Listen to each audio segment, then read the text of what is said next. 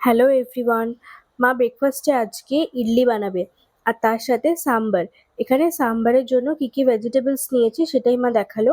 আর এদিকে তড়কা মারার জন্য মেথি, রাই আর হিং আর কারি পাত্তা। আর এখানে তুয়োর ডালটাকে মা সেদ্ধ করে নেবে। তুয়োর ডাল বলতে এখানে নন বেঙ্গলিরা তুয়োর ডাল বলে, আর যেটা আমাদের বাংলাতে অড়হর ডাল বলে আমরা জানি। তাই এখানে সবসময় বলে বলে অভ্যাস হয়ে গেছে, তো তাই ওটাই বলে ফেলি। মা এখানে ডালটাকে 2 ঘন্টা আগে ভিজিয়ে দিয়েছিল আর ওর মধ্যে অল্প করে নুন আর হলুদ দিয়ে সেদ্ধ বসিয়ে দিল। আর এদিকে এবার সবজিটা বানিয়ে ফেলবে, তার জন্য আগে টমেটোটা কেটে নিচ্ছে। এখানে মা টমেটোটাকে ছোট ছোট করে কেটে নিল, আর পেঁয়াজটাকে খুব ছোট করে কাটবে না। এখানে মা লম্বা লম্বা করে পেঁয়াজটাকে কেটে নেবে, কারণ ছোট পেঁয়াজটা দিলে অনেকটা গলে যাবে আর তার স্বাদও আলাদা হয়। আপনারা কি জানেন যে পেঁয়াজ যত রকম ভাবে শেপে কাটবে তার আলাদা আলাদা স্বাদ হয়। একদম ছোট ছোট চপারে কাটার তার আলাদা রকম স্বাদ হয়, লম্বা লম্বা করে ঝিরিঝিরি করে কাটার তার আলাদা রকম স্বাদ হয়, আবার গোল গোল করে পেঁয়াজ কাটারও আলাদা রকম স্বাদ হয়। এখানে মা তড়কাটা মেরে নেবে। প্রথমে দিল সর্ষে আর দিচ্ছে অল্প করে মেথি। আমার কথার মধ্যে সবসময় অনেক হিন্দি চলে আসে, তার জন্য আপনারা কিছু মনে করবেন না, কারণ ওইভাবেই তো এখানে কথা বলে বলে অভ্যাস, তাই ওটাই বলে ফেলি।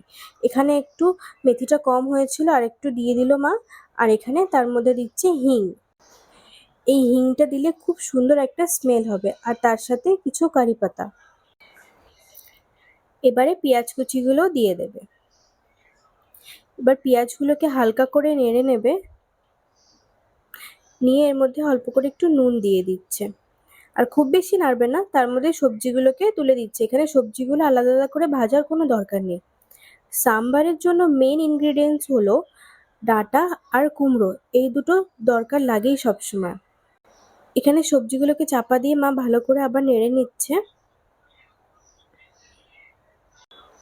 আর ওইদিকে একটা পেস্ট বানিয়ে নেবে। এই যেখানে কাশ্মীরি মির্চ ভিজিয়ে রাখা ছিল, তো সেই ভেজানো মির্চগুলোকে এখানে পেস্ট বানিয়ে নেবে একটা। কাশ্মীরি মির্চটা দেওয়ার কারণ হলো এখানে কালারটা খুব সুন্দর আসবে। এই দেখুন কি সুন্দর কালারটা লাগছে। সবজিগুলো হালকা করে ভাজা হয়ে গেছে। এবারে এর মধ্যে মা একে একে সব মশলাগুলো দিয়ে দেবে। প্রথমে টমেটোটা দিয়েও আর একবার নেড়ে নিচ্ছে। টমেটোটা আগে দেয়নি, কারণ টমেটোটা তো একটু টক থাকে, তো সবজিগুলো সেদ্ধ হবে না। আর এখানে হলুদ গুঁড়ো আর ওই যে পেস্টটা বানানো ছিল ওইটা, আর দিচ্ছে সাম্বার মশলা। এটা আপনারা যে কোনো ব্র্যান্ডেরই ইউজ করতে পারেন নিজেদের পছন্দের মতো। আর লাল মির্চ ভেজানো যে জলটা ছিল ওটাও দিয়ে দিচ্ছে এর মধ্যে। সবটাকে ভালো করে অল্প অল্প করে জল দিয়ে মিক্স করে নিতে হবে। আবারও মা ঢাকা দিয়ে দিল। আর এদিকে ডালটা সেদ্ধ হয়ে গেছে। ডালটা বেশি সেদ্ধ করতে লাগবে না, যেহেতু ভেজানো ছিল, একটা হুইসেল দিলেই হয়ে যাবে। এখানে মা অল্প একটু গুঁড়ো দিয়ে দিল, এটা আপনারা চাইলে চিনিও দিতে পারেন। মা চিনিটাকে অ্যাভয়েড করে, তাই মা এখানে গুড় দিল। আর অল্প করে একটু তেঁতুল ভেজানো জল দিল। সাম্বারে অ্যাকচুয়ালি কোকাম দিতে হয়, সেটা টক টক হয়, কিন্তু সেটা যেহেতু নেই বাড়িতে এই মুহূর্তে, তাই একটু তেঁতুল ভেজানোই জল দিয়ে দিল। আর এখানে ডালটাও দিয়ে দিয়েছে। আর ওই প্রেসার কুকারের মধ্যেই মা অল্প করে একটু জল গরম বসিয়ে দিয়েছিল, তো সেই জলটাও দিয়ে দিল। দিয়ে এবারে এটা এদিকে ফুটুক, আর এখানে ততক্ষণে ইডলিটা বসানোর জন্য জল গরম করতে দিয়ে দিচ্ছে। এখানে ইডলির ব্যাটারটা দেখানো হয়নি, এর মধ্যে বেশি কিছুই না, একটু আতপ চাল আর আছে বিউলির ডাল, আর তার সাথে স্বাদমতো একটু নুনও দেওয়া আছে। এই সবগুলোকে নিয়ে ব্লেন্ড করে নিলেই হয়ে যাবে, আর বেশি খুব কিছু লাগবে না। এখানে মা ইডলি যেতে বসাবে সেটার মধ্যে একটু তেল ব্রাশ করে নিল, যাতে ইডলিগুলো আটকে না যায়। এখানে এই প্রত্যেকটা খোপের মধ্যে মা ইডলির ব্যাটারটা দিয়ে ভরে দিচ্ছে। সবগুলো ভর্তি করে নিয়ে এটাকে স্টিমে দেবে। স্টিমে খুব বেশি টাইম লাগে না, 10 মিনিট দিলে এখানে ইডলি তৈরি হয়ে যায়। আর একটা জিনিস তো বলাই হয়নি, এর মধ্যে মা অল্প করে একটু বেকিং সোডা দিয়ে দিয়েছিল। ইডলিগুলো একটু ফ্লাফি হওয়ার জন্য ওটা দিতেই লাগে।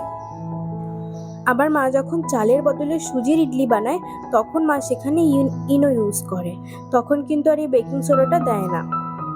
এখানে একে একে এবার এটাকে বসিয়ে নিচ্ছে।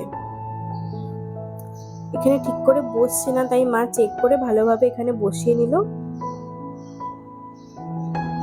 এই যে পরপর এরকম দুটো দিয়ে এটাকে ঢাকনা দিয়ে দিলেই হয়ে যাবে রেডি। এবারে আর 10 মিনিটের অপেক্ষা।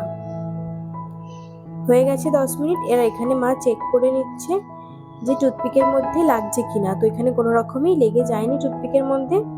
তো এটাকে মা এরকম ভাবে তুলে নিচ্ছে। দেখুন কত সুন্দরভাবে ইডলিগুলো হয়ে গেছে। এখানে একটা চামচের সাহায্যে বা আপনারা চাইলে ছুরি দিয়েও করতে পারেন। ছুরি যেহেতু ধারালো হয় তাই তাতে কেটে যাওয়ার সম্ভাবনা থাকে, তাই মা ছুরি নেয়নি, একটা চামচের পিছন দিয়ে এগুলোকে তুলে নিচ্ছে। তবে একদম নামানোর সঙ্গে সঙ্গে এটা তুললে হবে না, একটু হালকা ঠান্ডা হতে দিতে হবে, তা নাহলে এগুলো ছাড়বে না আর আরও জড়িয়ে জড়িয়ে যাবে। এখানে মা ভাইকে খেতে দিয়ে দিয়েছে আর আমি তখন ভাইয়ের ভিডিও করছিলাম। ও তো কিছুতেই ভিডিওর সামনে আসতে চায়নি, ওকে অনেক জোর জবরদস্তি এনেছি ভিডিওর মধ্যে। সবসময় তো আমিই রিভিউ দিই, আজকে ও দেবে কিরকম হয়েছে খেতে। এই যে দেখাচ্ছে আবারও কত সুন্দর সফট হয়েছে। আপনারাও দেখতে পাচ্ছেন নিশ্চয়ই কি সুন্দর সফট হয়েছে ইডলিগুলো। ও এরকম ধরনের ব্রেকফাস্ট কিন্তু খুব পছন্দ করে। চলুন আমিও এদিকে ব্রেকফাস্টটা সেরে নিই। আর আজকের মতো ভিডিওটা আমি এখানেই শেষ করলাম। ভালো লাগলে একটা লাইক আর একটা শেয়ার করে দেবেন।